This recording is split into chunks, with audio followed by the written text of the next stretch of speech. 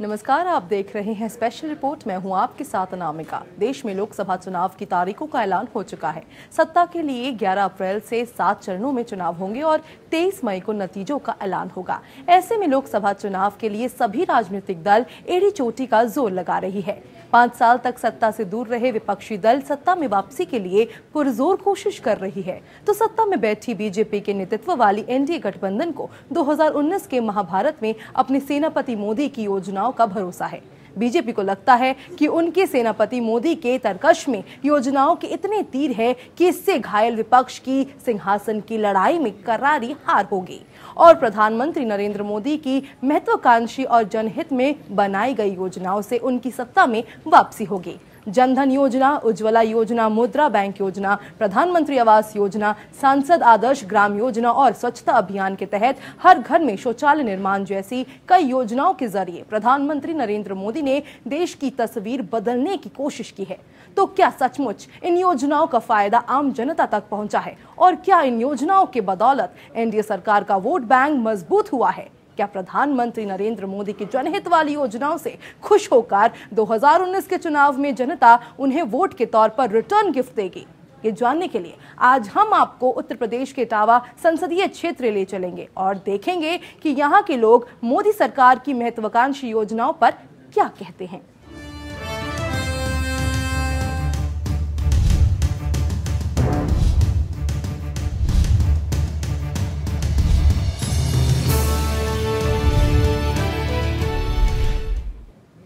दो 2014 में बीजेपी ने मुलायम सिंह यादव के गृह जिला इटावा पर कब्जा कर समाजवादी पार्टी में खलबली मचा दी थी। अपने ही गढ़ में बीजेपी से हार समाजवादी पार्टी के लिए किसी बुरे सपने से कम नहीं था।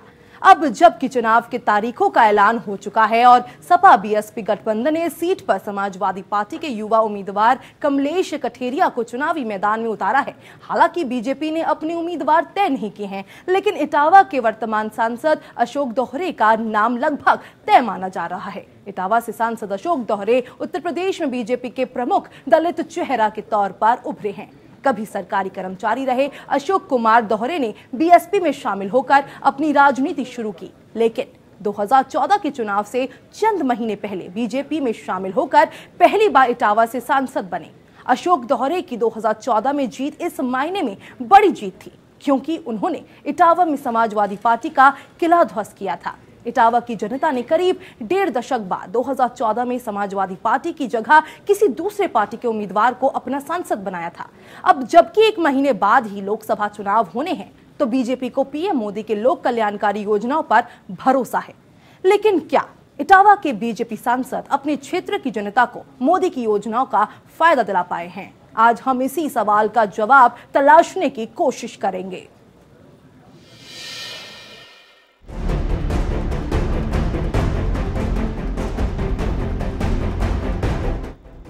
2014 के चुनाव के वक्त बीजेपी की ओर से प्रधानमंत्री पद के उम्मीदवार नरेंद्र मोदी ने सबका साथ सबका विकास का नारा दिया था और सत्ता में आने पर इसे पूरा कर दिखाने का वादा किया था। मोदी के इस वादे पर एतबार कर इटावा की जनता ने समाजवादी पार्टी का गढ़ रहे इटावा में 2014 में बीजेपी को वोट देकर शानदार जीत दिलाई थी। बीजेपी के अशोक कुमार दोहरे ने समाजवादी पार्टी के उम्मीदवार को हराकर इटावा में करीब 1.5 दशक बाद कमल खिलाया था।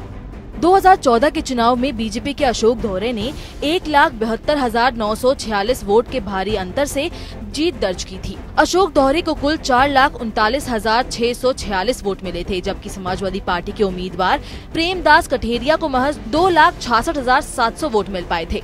तीसरे स्थान पर रहे बीएसपी के अजय पाल सिंह जाटव को 1,92,804 वोट से संतोष करना पड़ा था। हालांकि 2019 के लोकसभा चुनाव से पहले समाजवादी पार्टी और बीएसपी के बीच गठबंधन हो जाने से इटावा का सियासी समीकरण बदल गया है। सपा बसपा को उम्मीद है कि इनके वोट बैंक मिलकर बीजेपी का इटावा में सफाया कर देंगे, लेकिन बीजेपी को पीएम मोदी की लोक कल्याणकारी योजनाओं का भरोसा है। 2014 में इटावा की जनता ने विकास की उम्मीद में बीजेपी को वोट दिया था। ऐसे में अब प्रधानमंत्री की योजना कितनी और किस तरह से यहाँ लागू की गई है, 2019 का चुनाव काफी हद तक इसी पर निर्भर करेगा। बीजेपी का दावा है कि जनधन योजना, उज्ज्वला योजना, आवास योजना और शौचालय निर्माण योजना जैसी शानदार योजनाओं से इटावा की जनता को बड़ा फायदा मिला है और लोगों के जीवन स्तर में सुधार हुआ है। ऐसे में पीएम मोदी की योजनाओं से खुश होकर इटावा की जनता बीजेपी के पक्ष में वोट करेगी।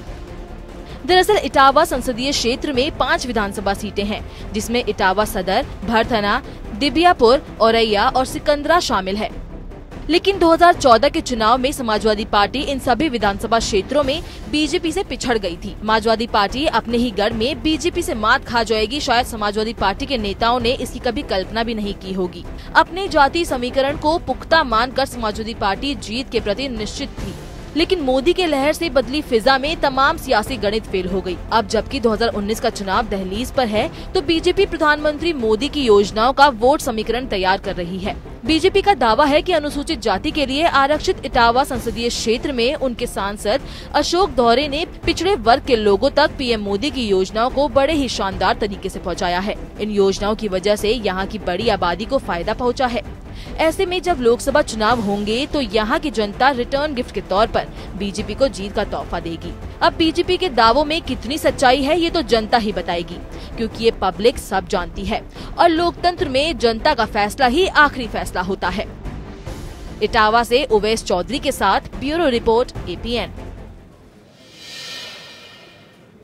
मुलायम सिंह के गृह जिला इटावा में बीजेपी लगातार अपना वोट बैंक मजबूत करने में लगी है, जिसका फायदा उसे 2014 में मिला। 2014 में मोदी लहर में बीजेपी ने समाजवादी पार्टी के गढ़ में कब्जा कर लिया, तो अब 2019 में पीएम नरेंद्र मोदी की लोक कल्याणकारी योजनाओं की वजह से बीजेपी को लगता है कि उनका वोट बैंक पहले से भी ज्यादा बड़ा और मजबूत हुआ है। लेकिन क्या सचमुच इटावा की जनता भी ऐसा ही महसूस करती है? आइए जानते हैं। जो योजनाएं चली है मोदी सरकार द्वारा, उसका आपको कितना लाभ मिला है और क्या उसके बदले अगर आपको लाभ मिला है तो अब दोबारा उनको पीएम बनता देखना चाहेंगे? मोदी जी ने जनता के लिए कोई काम नहीं किया है सिवाय धोखा के अलावा। मोदी जी ने सिर्फ धोखा दिया है जनता के साथ। नोटबंदी के नाम पर, GST के नाम पर सिवा धोखा के अलावा कुछ नहीं किया है। हमारा किसान परेशान हो गया है। हम लोग रात रात भर जागते हैं, तब कहीं खाने के लिए अनाज पैदा कर पा रहे हैं। गायें हमारी पूरी फसल उजाड़ देती हैं, बहुत परेशानी हो रही है। तो इसमें मोदी की बिल्कुल कोई सरकार नहीं आनी चाहिए। जो भी सरकार आए वो हम लोगों के फायदे के लिए सरकार होनी चाहिए। भाई हमारा जवान मारा जा रहा है, आप सुन नहीं रहे हैं। आप अपना चुनाव प्रचार कर रहे हैं, हमारे सब जवान मारे गए हैं, आपने कोई बदला नहीं ले पा रहे हैं। जनता में आक्रोश व्याप्त है मोदी सरकार के खिलाफ। मोदी कभी नहीं आने चाहिए। क्या जी ये बताइए, जो प्रधानमंत्री जी ने योजनाएं चलाई है, क्या उनके बारे में जानकारी है आपको? कौन कौन सी योजना चलाई है? पहले तो जानकारी तो बहुत है, लेकिन योजना धरातल पे कोई आई है। कौन सी योजना चलाई प्रधानमंत्री जी? जैसे किसान वाली है, किसान क्रेडिट कार्ड की है, कहीं रोडों के बारे में दे रहे। अब 2000 रुपये वाला नेकपाल वाला दे दिया तो लोग चक्कर काट रहे, नेकपाल में फार्म ही जमा नहीं कर रहे और है कुछ नहीं। धरातल पे कुछ दिख ही नहीं रहा है, कागज में होता केवल हवाई। योजनाएं अच्छी चल रही है लेकिन धरातल पे नहीं है कोई। क्या योजना अच्छी चल रही? योजना तब अच्छी लगे जब कुछ धरातल पे आए, मुंह से कह दिया। तो क्या लगता है 19 में मतलब आप नहीं मोदी जी को नहीं ऐसे प्रधानमंत्री क्या होगा भाई? जवान मारे गए, अभी उनके लिए क्या किया गया? शैलन जी, मोदी जी द्वारा जो योजनाएं चलाई गई है, इतनी योजना चलाई, कुछ योजनाओं के बारे में जानकारी है आपको? योजनाएं तो बहुत सही हैं, पर उनकी योजनाएं से हम लोगों को कोई लाभ नहीं है। कोई लाभ नहीं है। सारे किसान बहुत परेशान हैं और गाय खेत उजाड़ रही हैं। जैसे कि नोटबंदी को लेकर उन्होंने योजना चलाई थी, उससे जितना भी नुकसान हुआ है सब किसान को और आम इंसान को हुआ है। ना ही किसी नेता पे फर्क पड़ा है, ना ही किसी उद्योगपति पे फर्क पड़ा है। सारी योजनाओं से जो भी नुकसान है सब किसान का और आम व्यक्ति का है। आप सेंगर साहब, योजनाएं के बारे में जानकारी होगी, 5 साल से आ रही है, कुछ है तो कभी कोई लाभ मिला आपको? नहीं, लाभ मिला क्यों नहीं मिला? लाभ भी मिल रहा, धरातल पे भी है। अब लोग कहते हैं यहाँ तो ये पार्टी का गढ़ रहा है सपा का। वैसे हालांकि पहले हम भी सपा में थे। मुलायम सिंह जी को हम ले गए क्रांति रथ बड़ेरा में, अपने गांव में ले गए उस समय, लेकिन उसके बाद उन्होंने तो देखा भी नहीं। हमारी मुलाकात वो पहली और आखिरी है क्रांति रथ की। तो इनका तो ये हाल है साहब। और अभी बबुआ बुआ ये क्या है? अभी रोज एक दूसरे को तुम्हें जो है गाली दे रहे हो, कल आज इकट्ठे हो गए। ये क्या है? तो क्या लगता है दोबारा मोदी जी प्रधानमंत्री बनेंगे? हाँ, मोदी जी को ही आना चाहिए दोबारा भी। समाजवादी पार्टी के प्रमुख रहे मुलायम सिंह का गृह जनपद है इटावा और 2014 से पहले के 2 दशक इस सीट पर कमोवेश समाजवादी पार्टी का ही कब्जा रहा है। आइए एक नजर डालते हैं इटावा संसदीय क्षेत्र के राजनीतिक इतिहास पर।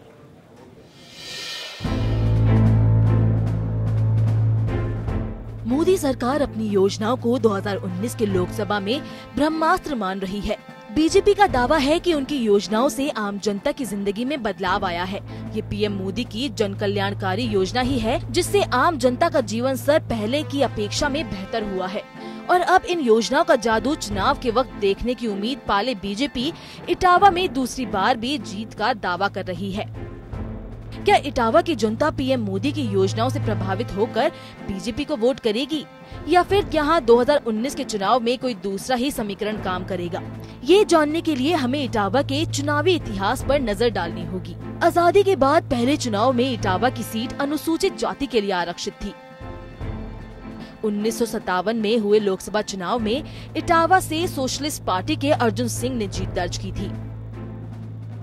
1967 में इटावा सीट परिसीमन के बाद सामान्य हो गई और परिसीमन के बाद हुए चुनावों में अर्जुन सिंह भदौरिया दोबारा निर्वाचित हुए।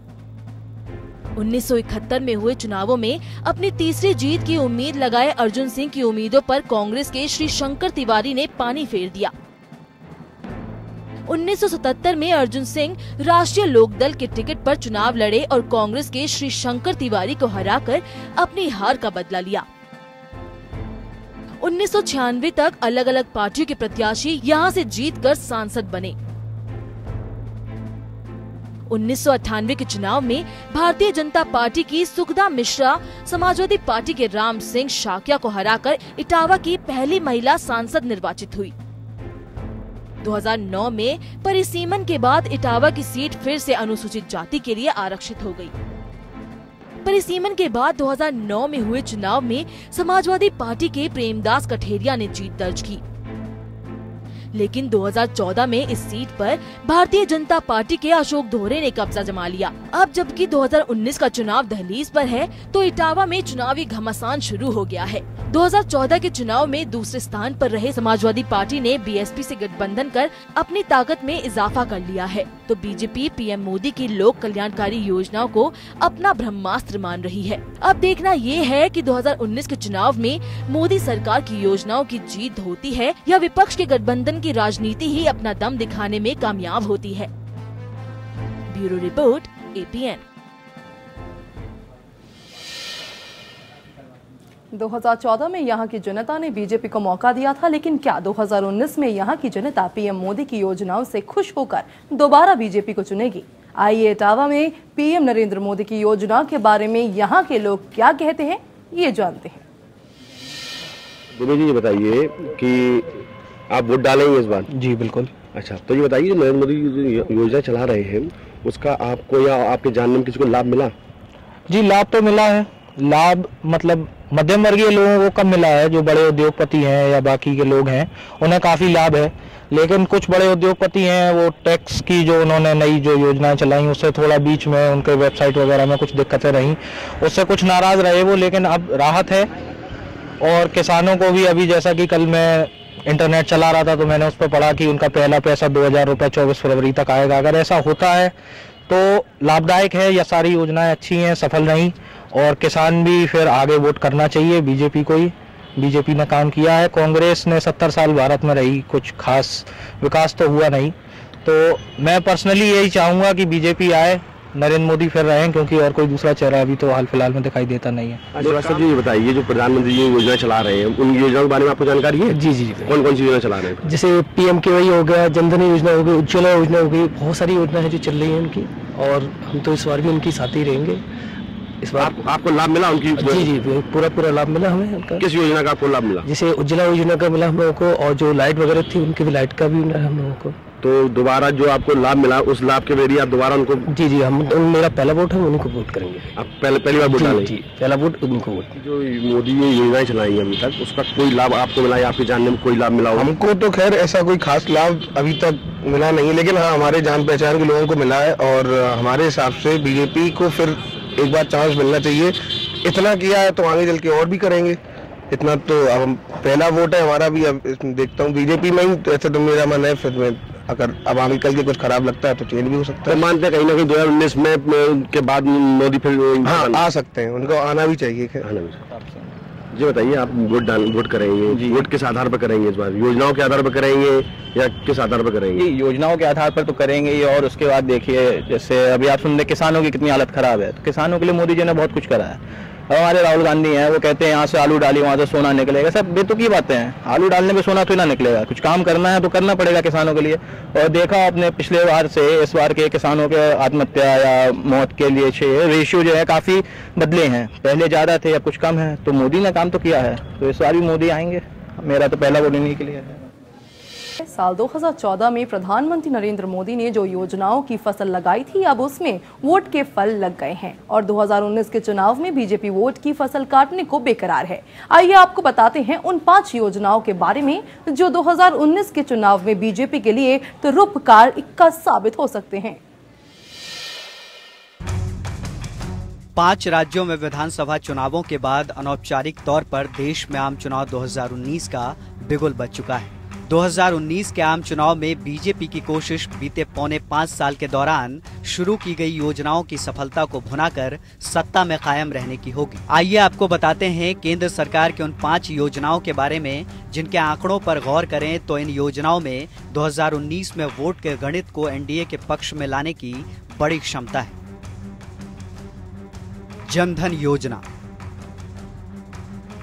प्रधानमंत्री जनधन योजना से पीएम मोदी को उम्मीद है कि 2019 के चुनाव में ये योजना चमत्कार करेगी और बीजेपी के खाते में करोड़ों वोट जमा हो जाएंगे। जनधन योजना के तहत समाज के कमजोर तबके और कम आय वाले परिवारों को बैंकिंग सुविधा उपलब्ध कराने का प्रावधान है। योजना के तहत गरीब जनता को सेविंग बैंक अकाउंट के साथ साथ कर्ज लेने, पैसा ट्रांसफर करने, इंश्योरेंस और पेंशन जैसी सुविधाओं को भी जोड़ा गया है। केंद्र सरकार के ताजे आंकड़ों के मुताबिक देश में 32.41 करोड़ जनधन खाते खोले जा चुके हैं। इन खातों में कुल जमा 81,200 करोड़ रुपए से अधिक है। जनधन के तहत खुले बैंक खातों में 53% खाते महिलाओं के खोले गए हैं और 59% खाते देश के ग्रामीण इलाकों और कस्बों में खुला है। इसी योजना के तहत आसानी से ट्रांजैक्शन करने के लिए जनधन खातों पर 24.4 करोड़ रुपए कार्ड भी जारी किए जा चुके हैं। प्रधानमंत्री मुद्रा योजना।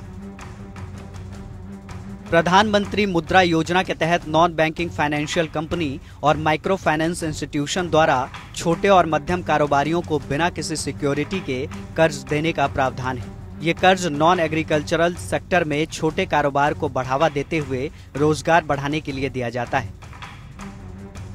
इस योजना को प्रधानमंत्री नरेंद्र मोदी ने 8 अप्रैल 2015 को लॉन्च किया और इसके तहत 5.71 लाख करोड़ रुपए का कर्ज बांटा जा चुका है।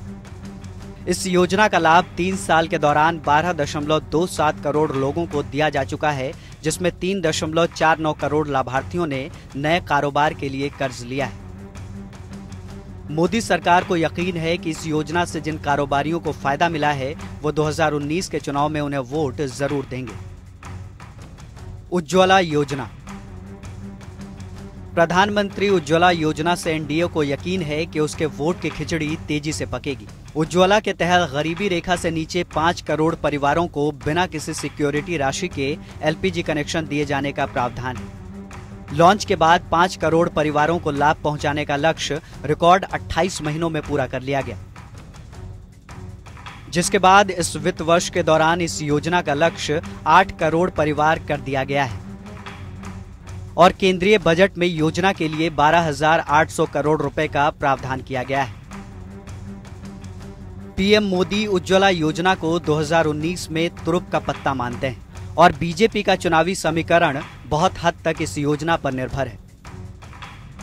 प्रधानमंत्री आवास योजना। ग्रामीण क्षेत्र में प्रधानमंत्री आवास योजना से पीएम मोदी को उम्मीद है कि जनता रिटर्न गिफ्ट के तौर पर बीजेपी का घर वोटों से भर देगी। प्रधानमंत्री आवास योजना के तहत देश में सभी परिवारों के लिए 2022 तक घर का प्रावधान किया गया है। इस योजना को 20 नवंबर 2016 को लॉन्च किया गया और 2022 तक 2.95 करोड़ मकान बनाने का लक्ष्य तय किया गया है। योजना के तहत पहले चरण में 31 मार्च 2019 तक 1 करोड़ पक्का घर बनाने का लक्ष्य है। केंद्र सरकार के आंकड़ों के मुताबिक वित्त वर्ष 2014-15 से 2017-18 तक ग्रामीण क्षेत्र में कुल 1.07 करोड़ पक्का मकान तैयार कर लिए गए हैं। इनमें से 38.20 लाख मकान प्रधानमंत्री आवास योजना के तहत और बचे हुए मकान इंदिरा आवास योजना के तहत बने हैं। स्वच्छता अभियान के तहत शौचालय निर्माण योजना।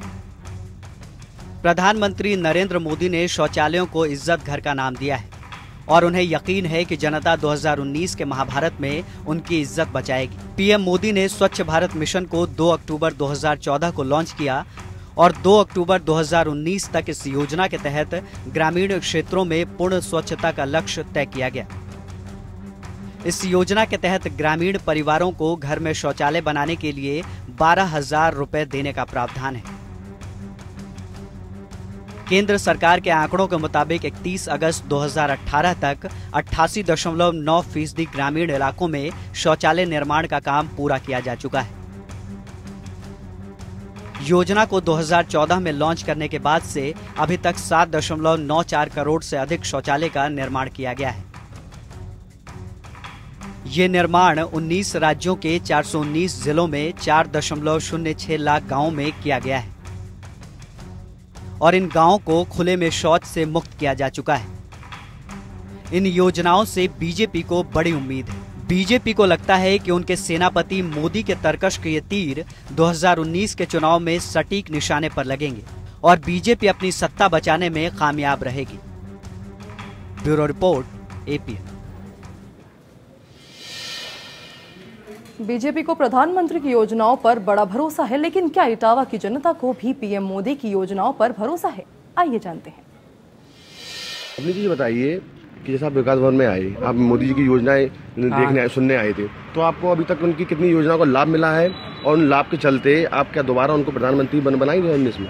हाँ, किसानों को हर जनता को लाभ मिला है और दोबारा भी उम्मीद है तो 2019 में भी चांस पूरे आने के।